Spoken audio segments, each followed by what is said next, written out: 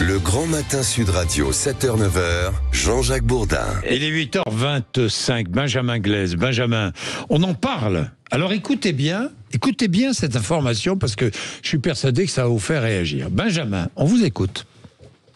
Ah oui, d'accord, oui. Je vous écoute sur son téléphone. Je me casse la tête avec on vous dérange ou pas? mais du coup, je m'auto-lance. On vous dérange ou pas? Non, mais parce que c'est du travail, jusqu'au dernier moment. Je vérifie, voilà, ouais, tout ça. Alors, parce que qu'est-ce que vous cette vérifiez? information, les fonctionnaires à la retraite qui auront bien droit finalement à des chèques vacances. Ouais. Non, mais bonne nouvelle pour les fonctionnaires. Écoutez bien. Non, mais je voudrais répéter. Les fonctionnaires à la retraite ont droit à des chèques vacances. Et pourquoi?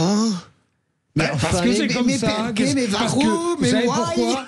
Vous savez pourquoi je me suis la réponse? Mais si on laissait Benjamin nous Parce qu'on expliquer. est en France. Oui, Non, et puis bah, parce que c'est. Si on laissait Benjamin nous expliquer, parce que sinon, là, vous êtes en train de commenter une info que vous n'avez pas encore C'est eue. vrai.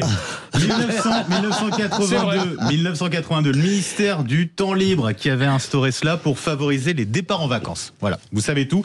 En tout cas, finalement, le Conseil d'État a décidé d'annuler cette circulaire datant de 2023 qui avait donc supprimé les chèques vacances pour les anciens fonctionnaires civils ou militaires.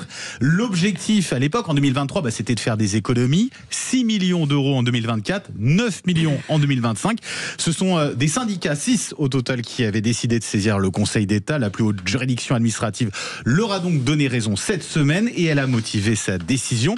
Elle a mis en avant l'absence de consultation préalable du comité interministériel consultatif d'action sociale des administrations de l'État, le CIAS. Peut-être plus rapide de le dire comme ça, qui est en gros, c'est un comité interministériel. Interminable, surtout. Interminable. C'est interminable. Alors, ça valait le coup de vous écouter, Benjamin. C'est sûr que. est en train de prendre un fou rire. Il faut dire que Non, mais ça valait le coup de comité t'écouter. interministériel, je dois dire que...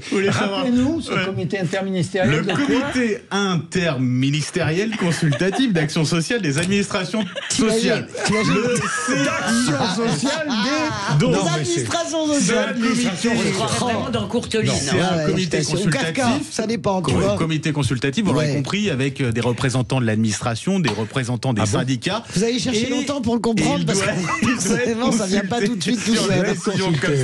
Suppression donc des chèques vacances pour les fonctionnaires à la retraite. Il devait être consulté, il ne l'a pas été, d'où la décision du Conseil d'État. Mais est-ce que les membres de ce comité ont les chèques vacances? Ah bah oui. Bah évidemment.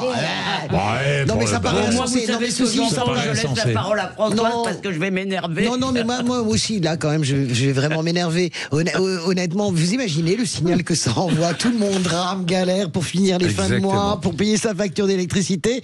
Qu'est-ce que c'est cette histoire? Benjamin, je vous demande d'intervenir. C'est le comité interministériel. Non, mais d'abord, si vous voulez, chaque jour on en découvre, mais il y a quand même. Parce qu'il y a aussi la retraite des fonctionnaires. Non, mais j'ai pas dit tout dans la retraite.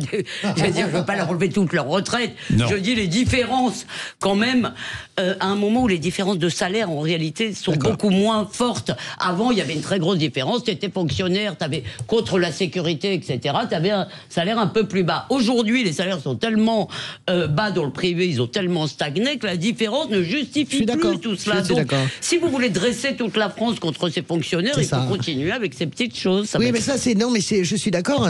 Merci d'avoir sorti cette info que je n'avais pas vue. Hein. Franchement, à part interministériel, vous avez du mal. Mais pour le reste, c'est le quotidien Les Échos. C'est le quotidien Les Échos. Ah, donc c'est très sérieux. Bien, il est 8h29. Parce que sinon, Rachida Dati. ça n'a pas été sérieux. Si, ça c'est sérieux avec vous, vous êtes bien sûr. sérieux, Benjamin. Rachida Dati, qui est notre invitée dans un instant, et Laurie Leclerc, qui nous rappelle les titres de l'actualité.